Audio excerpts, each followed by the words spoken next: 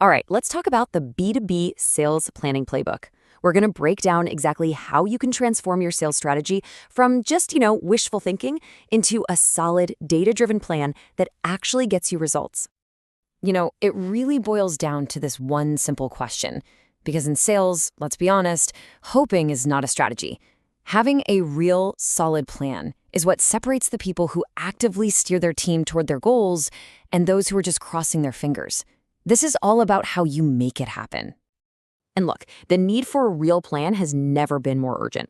The data tells a pretty stark story. Quotas are climbing by over 30%, but at the same time, the number of reps actually hitting that higher bar, it's dropping.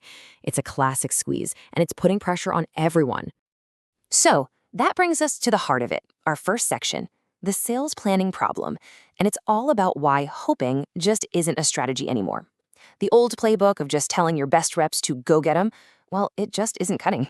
So the solution is really to move from chaos to clarity.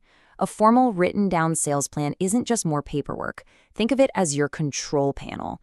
It gives you predictability, it gives you control, and it transforms that big revenue goal from just a target on the wall into something you can actually achieve.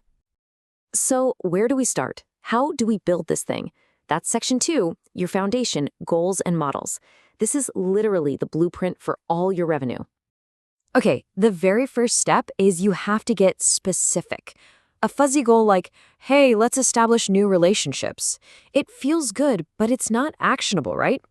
But a specific goal, one with numbers and dates and dollar amounts, now that tells your team exactly what success looks like. It's measurable, it's crystal clear, and everyone knows what they're aiming for. Next up, we build the model. Now, don't worry, it is not as complex as it sounds. It really just boils down to these 5 critical numbers. You need to know your annual revenue objective, your current base revenue, how much of that business you expect to lose, your target win rate, and your final revenue conversion. If you can get these 5 inputs right, you've basically built the engine of a predictable forecast. Now, one of those inputs really deserves a closer look: revenue erosion. This is such a crucial number.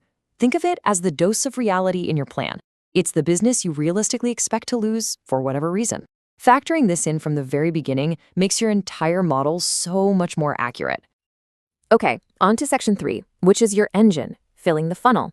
I mean, a great plan is useless without fuel, right? And for a sales plan, that fuel comes from high-quality, qualified opportunities. And you know what? Being this deliberate pays off, big time.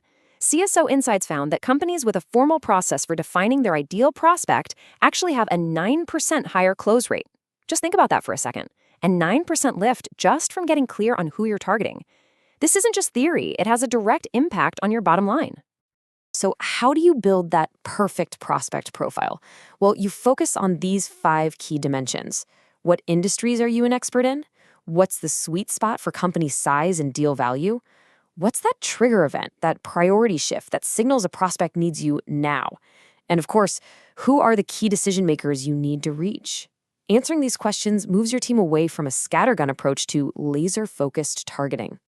And you have to remember, sales success starts before the sales pipeline. It starts way up top with marketing and lead generation. You've got to create enough activity above the funnel to make sure there's a steady stream of qualified opportunities that can flow into the pipeline. One directly feeds the other. You can't have one without the other. All right, section 4 is all about your system, culture, and measurement. We've got the foundation and the engine. Now we need the process and the data to actually make the whole machine run predictably day in and day out. This part is really all about a shift in mindset. I love this quote: "Sales is a process, not an art." The most successful sales organizations treat selling like a science. They don't just rely on a few lone wolf artists. They build a rigorous, repeatable process that anyone can follow. It's all about discipline over improvisation. And that process is built on a few key metrics. First up, your target close rate. A common benchmark here is around 25% of all your qualified opportunities. Next, your average sales cycle. Knowing how fast deals are moving through your pipeline, your velocity, is absolutely critical. And finally, your revenue conversion rate. You got to make sure that the contract value actually turns into real recognized revenue. These are the core numbers you have to track. And when you track those metrics consistently, you get something like this: a simple but incredibly powerful dashboard. At a single glance, you know exactly where you stand. So in this example, you can immediately see the pipeline's a bit light, the close rate is underperforming, and the sales cycle is dragging on. This isn't about micromanagement. It's about having the clarity to make smart decisions and make them fast. So let's bring it all together in our final section, from hope to plan. This is where we turn those ambitious goals of yours into a reality. And this right here, this is the transformation we've been talking about this whole time, moving from the uncertainty and anxiety of hope to the confidence and control of a real plan. That's the entire goal. So I'll leave you with one final thought.